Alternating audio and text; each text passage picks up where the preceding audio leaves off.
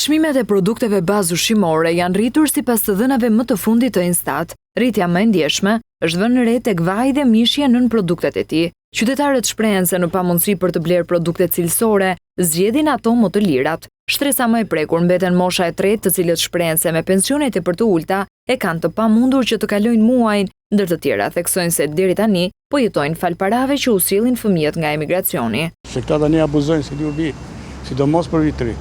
E konsumojmë këto gjërat e lira, se s'kemi që konsumojmë në pensioniste jena.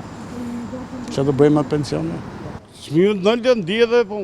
Edhe qa po marrim të janë sakta. Se të jenë të mira më hajde dhe. Po janë plera. Ne shkëm marrim karpësira që të jenë më të lira. 15.000 lekë kilja, mishit.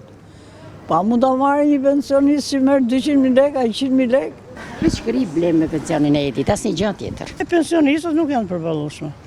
S'na dalin me marrë me kalu muajin. Rrofshin fëmijët që kemi në mërgim, na mbajnë, na ushqejnë, se për këto. Çmimet shumë të shtrenjta për ne pensionistët, po megjithatë do marrim se s'do rrim pa ngrënë. Nga që s'kemi, marrim dhe të lira.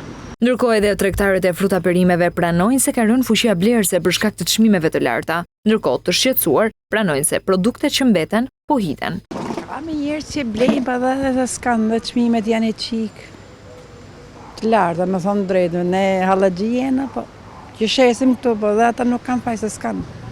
Me pension janë të jetu, se fëmija u ka hik. Dopt shumë është, dopt është, shitja shumë dopt. Ja shive vetë më dhe këtë pashit për shumë. Që unë i kam bio, këtë i kam të shpijës edhe. Më shkojnë dëmë se njerë se s'bëjnë më ato.